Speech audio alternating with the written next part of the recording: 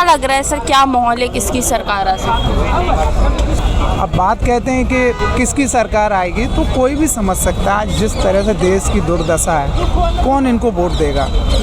युवा बेरोजगार है, किसान रोडों पे है। जहाँ डेवलपमेंत की बात होनी चाहिए, जहाँ एजुकेशन की बात होनी चाहिए, वहाँ आज देश का प्रधानमंत्री वो हिंदू मुस्लिम की तुष्टीकरण की राजनीति में व्यस्त है।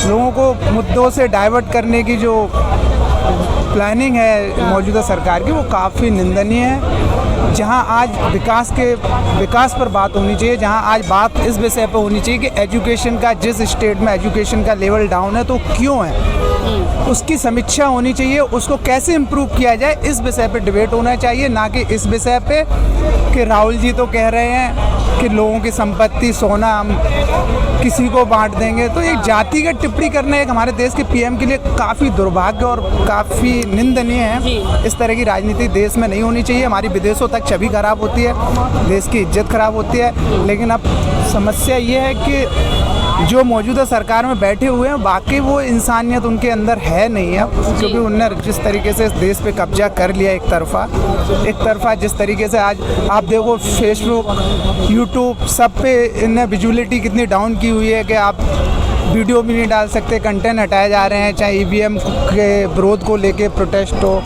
तो काफ़ी बुरा हाल है देश में। तो मुझे नहीं लगता कि कोई भी पसंद करता आज के समय में बीजेपी। क्या लगता है कि नहीं लोकतंत्र की हत्या हो रही है भाजपा के रहते? कोई हत्या नहीं हो रहा है। और मैं बता दे रहा हूँ, कल तक मैं बीजेपी का बहुत बड़ा समर्थक था, बहुत बड़ा कट्टरवादी था। लेकिन आज मेरे अंदर हनुमान जी के पास ऐसा मतलब आया कि मैं मजबूरी बन गया, हिंदुओं के लिए मजबूरी बन गया। अगर सही बताऊं तो मोदी जी को वोट देना मजबूरी बन गया। जी बिल्कुल, मोदी जी भी ये बात जानते हैं, क्योंकि ऐसा क्या? क्योंकि सारे विपक्षी पार्टी जानते हैं, सब लोग जानते हैं वो भ्रष्टाचारी पार्टी है, हिंदू विरोधी पार्टी है, राम विरोधी पार्टी है, और ये बात मोदी जी को पता है। बाकी मोदी जी के बारे में बोल रहा हूँ, विकास तो उसने किया, लेकिन जिस मुद्दे पे हमने उसे वोट दिया वो काम उसने नहीं पूरा किया। हिंदुओं को छलने का काम बीजेपी ने भी किया। अब कैसे किया तो मैं बता रहा हूँ। राम मंदिर, पहली बात कल तक मैं भी बोल रहा था, राम मंदिर बीजेपी ने बनवाया, लेकिन पूरा रिसर्च किया उसके बारे में। राम मंदिर बीजेपी को बनवाना होता तो 2019 तक बिल ला के, अध्यादेश ला के बना देता, लेकिन नहीं बनवाया। कोर्ट के फैसले का इंतजार किया और कोर्ट नहीं बनवाया, बीजेपी नहीं बनवाया। पहला बात ये, और जो बोलते हैं जो राम को लाए हैं हम उनको लाएंगे,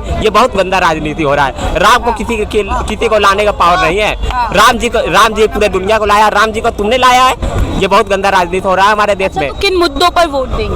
वोट तो हम देंगे फिर से वही मुद्दे पे जो हमारा पहले मुद्दा था, यूसीसी बिल, जनसंख्या नियंत्रण कानून, 10 करोड़ घुसपैठियों को भारत से भगाओ, हिंदू राष्ट्र, मथुरा काशी, लव जिहाद पूरे तरीके से बंद हो, प्रतिबंध हो, धर्मांतरण बंद हो, गौ हत्या बंद हो। यही सब मुद्दा, हमारा मेन मुद्दा यही सब होगा। यार इन मुद्दों पे मोदी जी को वोट देने वाले लग रहा है काम किया गया है। ये काम नहीं करने वाले। देखिए इन मुद्दों पे अगर वोट मिल रहे होते तो पूरी दुनिया के अंदर यही मुद्दे छाए होते, धर्म, जाति।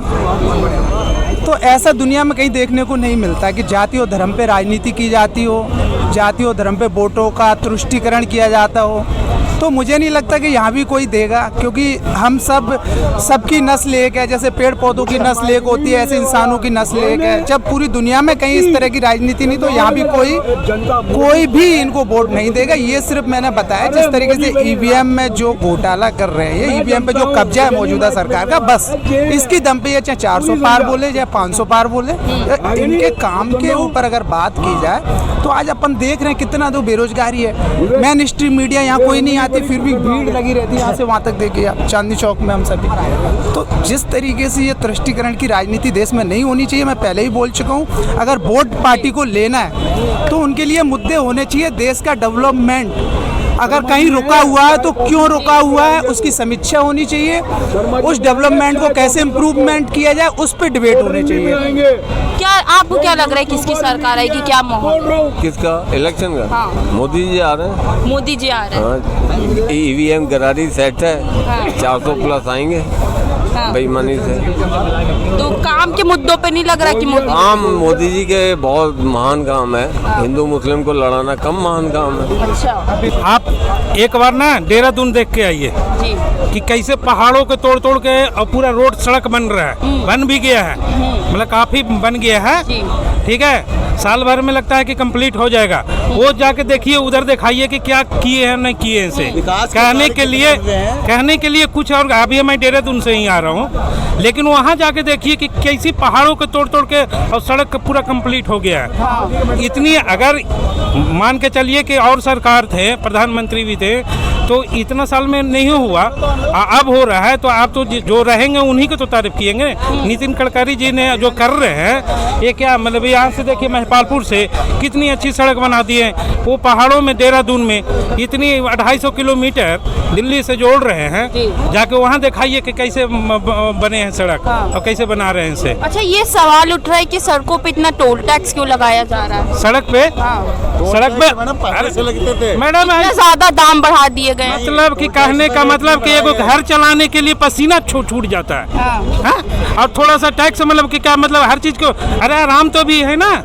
एगो घर से चलाने के लिए पसीना छूट जाता है लोगों के। अब आप बताइए कि टैक्स है तो ऐसे है अच्छा से एकदम बिल्कुल एकदम यहाँ दिल्ली से एकदम देहरादून एक्सप्रेस वे में जाएंगे। अब उसके लिए कुछ नहीं मतलब मेहनत लगता है, उसके लिए कोई खर्चा नहीं लग रहा है। वो तो लगेगा नहीं मैडम, टैक्स जनता नहीं लगेगा ना, तो बस से चले जाइए ना, टैक्स नहीं देना पड़ेगा। हम भी गए गाड़ी से, टैक्स दे देखे और आए हैं बस से, तो क्या लगा 447 रुपया में आ गए, तो क्या जरूरी है टैक्स देना? बस से चले जाइए, बस जा रहा है। रेलवे पे भी कह रहे इतना दाम बढ़ा दिया टिकट। देखिए महंगाई है, महंगाई है, ये ऐसा नहीं है कि महंगाई नहीं है, महंगाई है, लेकिन बजट के हिसाब से महंगाई है। अब एक बार कोई भी प्रधानमंत्री हो तो इतना जल्दी नहीं है कि मतलब सस्ता कर देंगे। अच्छा, हर चीज़ के बिल्कुल सस्ता कर देंगे, समझे? ऐसा नहीं होता है। उसके हिसाब से पैसे, अब मैंने कमाता था मान के चलिए कि 1000 रुपया, ऐसा 30,000 रुपया भी कमा रहा हूँ तो पसीना छूट रहा है घर चलाने में, और 1000 रुपये में भी वो थे, खुश थे। तो मतलब बचत नहीं हो पा रही है ना आपको? बचत वही रहेगा मैडम, बचत उस दिन भी नहीं था और आज भी नहीं है, ऐसा नहीं है कि नहीं है। बचत सरकार तो बदलाव के लिए लाते हैं ना। सरकार भी आए, चाहे मेरा बाप भी आ जाए, वही काम करेगा। वही काम करेगा जो अभी कर रहे हैं मोदी जी, समझे? चाहे किसी के, हम तो महंगाई को लेकर तो वादा किए थे मोदी जी।